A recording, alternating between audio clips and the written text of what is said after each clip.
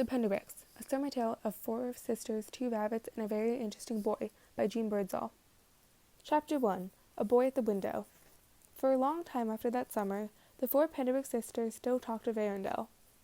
"They drove us there," Jane would say. "No, it was the greedy landlord who saw our vacation house on Cape Cod," someone else would say. "Probably Skye." Who knew she was right? But it was true that the beach house they usually rented had been sold at the last minute, and the Penderwicks were suddenly without summer plans. Mr. Penderwick called everywhere, but Cape Cod was booked solid, and his daughters were starting to think they would be spending their whole vacation at home in Cameron, Massachusetts. Not that they didn't love Cameron. What is summer without a trip to somewhere special? Then, out of the blue, Mr. Penderwick heard through a friend of a friend about a cottage in the Berkshire Mountains. It had plenty of bedrooms and a big fenced-in pen for a dog, perfect for big, black, clumsy, lovable Hound Penderwick, and was available to be rented for 3 weeks in August. Mr. Penderwick snatched it up, sight unseen. "He didn't know what he was getting us into," Batty would say. Rosalind always said, "It's too bad Mommy never saw Arundel. She would have loved the gardens." And Jane would say, "There are much better gardens in heaven. And Mommy will never have to bump into Mrs. Tifton in heaven," Skye added, to make her sisters laugh. And laugh they would, and the talk would move on to other things until the next time someone remembered Arundel. But all that is in the future. When our story begins, Batty is still only 4 years old, Rosalind is 12, Skye 11, and Jane 10. They're in their car with Mr. Penderwick and Hound. The family is on the way to Arundel, and, unfortunately, they're lost. "It's Batty's fault," said Skye. "It is not," said Batty. "Of course it is," said Skye. "We wouldn't be lost if Hound hadn't eaten the map, and Hound wouldn't have eaten the map if you hadn't hidden your sandwich in it." "Maybe it's fate that Hound ate the map. Maybe we'll discover something wonderful while we're lost," said Jane. "We'll discover that when I'm in the back seat for too long with my younger sisters, I go insane and murder them," said Skye. "Steady, troop," said Mr. Penderwick. "Rosalind, how about a game?" "Let's do I went to the zoo and I saw," said Rosalind. "I went to the zoo and I saw an anteater." "Jane?" "I went to the zoo and I saw an anteater and a buffalo," said Jane. Batty was between Jane and Skye, so it was her turn next.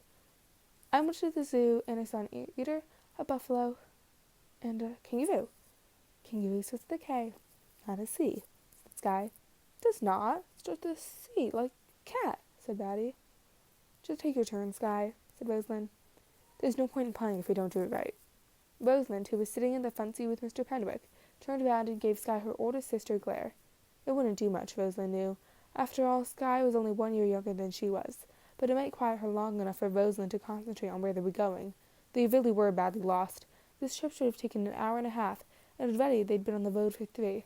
Rosalind looked over at her father in the driver's seat. His glasses were slipping down his nose, and he was humming his favorite Beethoven symphony, the one about spring. Rosalind knew this meant he was thinking about plants. He was Professor Botany, instead of about his driving. "Daddy," she said, "what do you remember about the map?"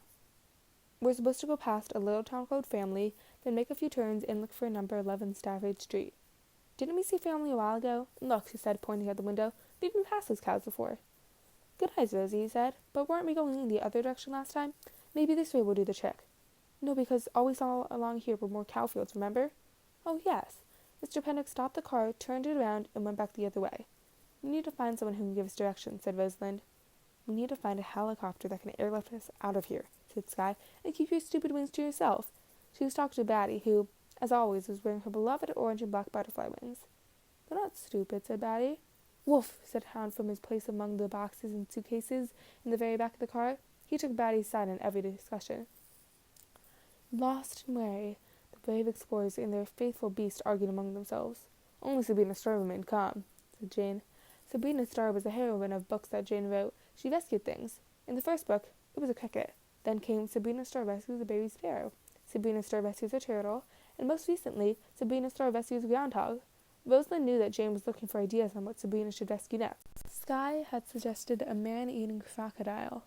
It would devour the heroine and put an end to the series, but the rest of the family had shouted her down. They enjoyed Jane's books. There was loud oomph in the back seat. Rosalind glanced around to make sure violence hadn't broken out, but it was only Batty struggling with her car seat. She was trying to twist herself backward to see Hound. Jane was jotting in her favorite blue notebook, so they were both all right. But Skye was blowing out her cheeks and imitating a fish, which meant she was even more bored than Rosalind had feared. They'd better find this cottage soon. Then Rosalind spied the truck pulled over by the side of the road. Stop, Daddy, maybe we can get directions.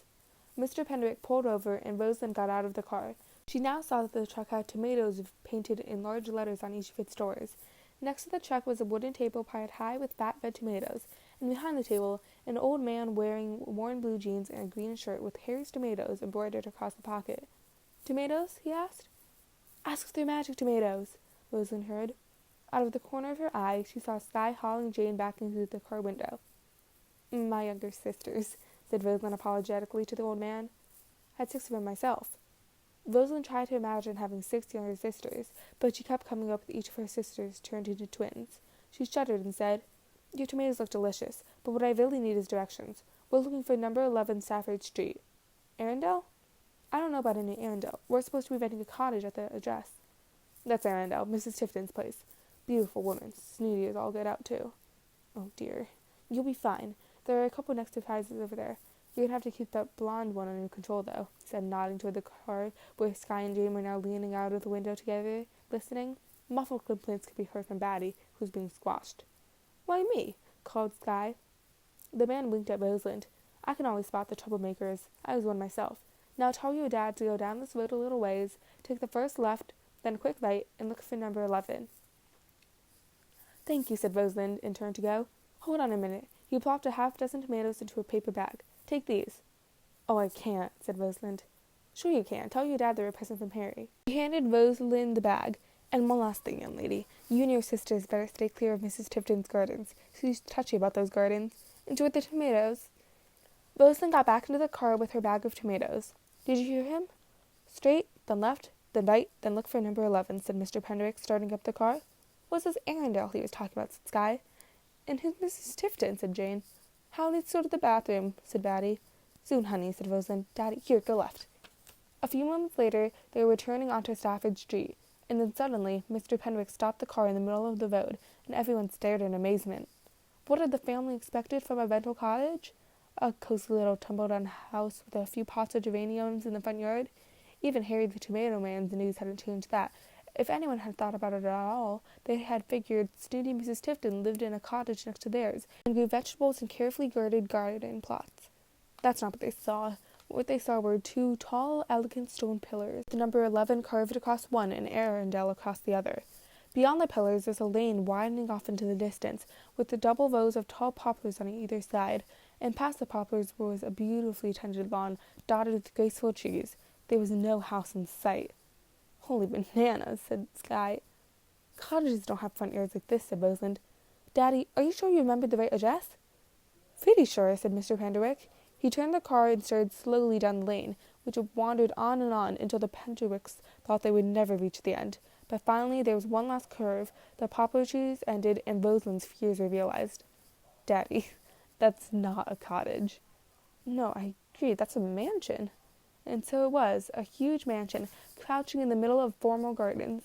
Built from grey stone, it was covered with towers, balconies, terraces, and turrets that jutted every which way.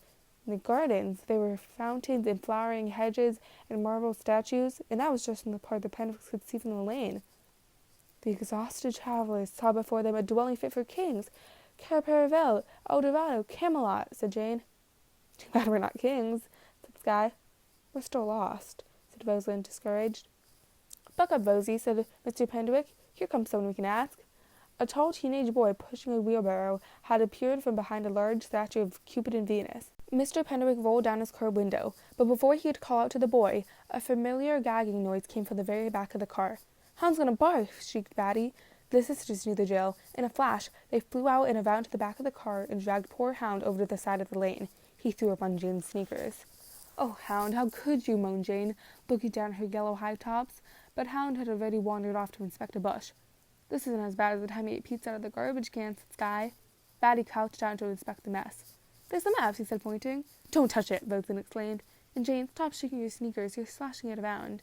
Stand still, everyone, until I get back. She ran over to the car for paper towels.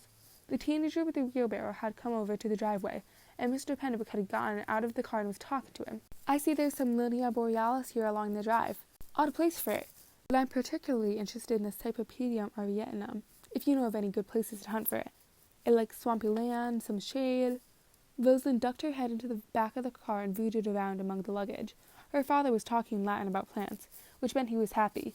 She hoped he remembered to ask the boy about directions, too. He looked nice, that boy. 18 or maybe 19 years old, with light brown hair sticking out from under a Red Sox baseball cap. Rosalind peered around the car and sneaked a look at the boy's hands. Her best friend Anna always said that you could tell a lot about people from their hands. The boy was wearing gardening gloves. Paper towels were behind Mr. Penderwick's computer and under a soccer ball. Rosalind grabbed a bunch and rushed back to her sisters. Jane and Skye were piling leaves on top of Hound's barf. Remember when he ate that lemon cream pie off the Gears picnic table? He really puked that time, said Skye. What about when he stole a whole meatloaf out of the refrigerator? He was sick for 2 days, said Jane. Shh, said Rosalind, wiping Jane's sneakers clean. Mr. Penderwick and that boy were walking over. Girls, this is Cagney, said Mr. Penderwick. Hi, said Cagney with a big smile. He slipped off his gloves and stuck them in his jean pocket. Rosalind looked hard at his hands, but they were just regular old hands to her. She wished Anna were there. Cagney, these 4 are my pride and joy. The one with the blonde hair is my second daughter, Skye. Blue Sky, blue eyes, said Skye, opening wide her blue eyes to demonstrate. That's how you can remember which one she is, said Jane. Blue eyes and straight blonde hair. The rest of us have identical brown eyes and dark curly hair. People get me and Rosalind mixed up all the time. They do not. I'm much taller than you are, said Rosalind, painfully aware that not only was she holding vomity paper towels, she was wearing her shirt with Wildwood Elementary School across the front. Why had she worn it? She didn't want people to think she was still in elementary school. She was going to start 7th grade in September. Yes, well, the tall one is Rosalind, my oldest. The short one is Jane, and Mr. Penderwick looked around him. Over there, said Jane, pointing to the orange and black wings sticking out from behind the tree. And that's Batty, the shy one. Now, troops, good news. This is the right place after all. Cagney's the gardener here at Arundel Hall. That's what this mansion is called. He's been expecting us. Our cottage is at the back of the estate grounds. It used to be the guest cottage for the main house, said Cagney, back in the days when General and Mrs. Family were alive. It's quieter here now, with Mrs. Tifton in charge. Mrs. Tifton, exclaimed Jane, and would have said more if Rosalind had not dug an elbow into her ribs. Okay, girls, let's be off, said Mr. Penderwick. And Cagney, let's have that talk about the native flora sometime soon. Yes, I'd like that, said Cagney. Now, to get to the cottage, take the driveway up there on the left and follow it past the carriage house and into the formal gardens. You'll see the sunken garden to your left and the Greek pavilion to the right, and then you'll drive through the boundary hedge. The cottage is a few hundred more yards long. It's yellow, you can't miss it. And the key is under the mat. Rosalind rounded up Batty, Skye fetched Hound, and soon everyone was in the car ready to go, except for Jane. She was standing in the driveway, staring up at Arundel Hall. Rosalind leaned out the window. Jane, come on. Jane reluctantly turned away from the mansion. I thought I saw a boy in the window up there. He was looking down at us. Skye leaned across Batty, flattening her, and looked out Jane's window. Where? Up there, said Jane, pointing. Top row, on the right. No one's there, said Skye.